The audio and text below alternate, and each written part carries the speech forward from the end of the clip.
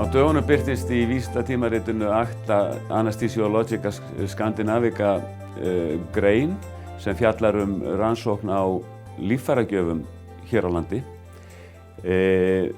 Teymi vísindamanna á Landspítala og Sjúkrahúsinu á Akureyri vann að þessari rannsókn og fyrsti höfundur Þórður Páll Pálsson sem nú sérnámslæknir í skurðlækningum á Landspítala.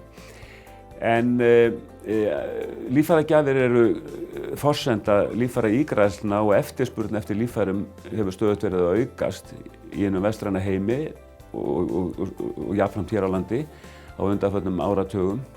Rannsókn sem gerð var hér á landi og náði til áranna 1992 til 2002 sýndi lága tíðni líffæragjafa í samanburði við aðrar þjóðir.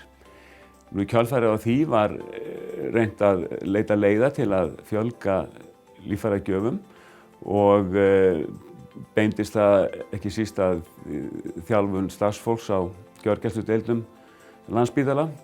Við vildum skoða annars vegar hvort að líffæragjöfum hefði fjölgað jafnt og þétt á þessu tímabili og jafnframt hvort að völ væri á fleiri líffæragjöfum hér heldur en raunin hefur orðið.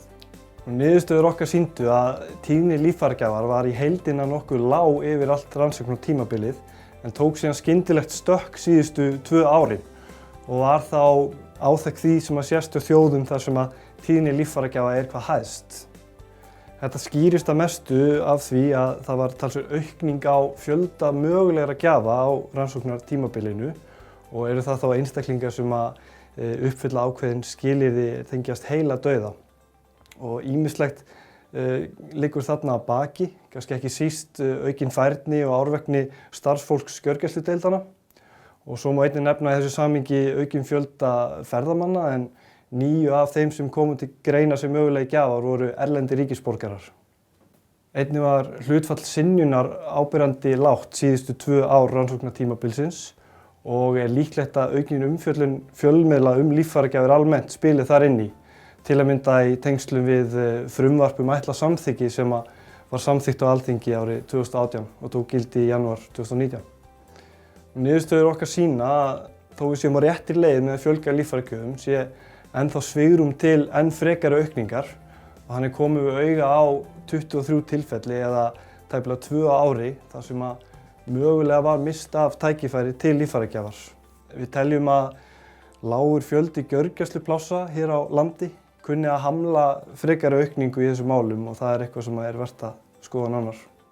Vísindarannsóknir eru afar mikilvægur þáttur í starfsemi háskólasjúkrahúsa.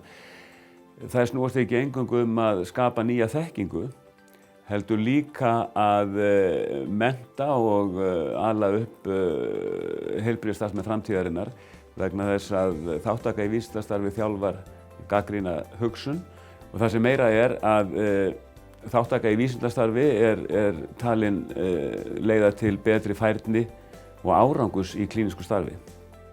Fyrir eins og mig að fá að taka þátt í svona verkefni náttúrulega bara gríðarlega velmætt og að fá að vera í teymi og að kafa svolítið á dýptina svona í ákveðið mál og öðlast þar með aukna færni bara í læknisfræði almennt og að skilja svona vísindalega rökhugsun og geta svona spurt spurninga.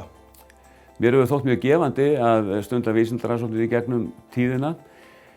Annars vegar að ræða teymistarf og því fylgir félagsskapur sem ánægjulegur og hins vegar hefur verið sérlega ánægjulegt að leiðbeina nemendum og upprennandi vísindamönnum og sérstaklega að sjá þá blómstra síðar meir.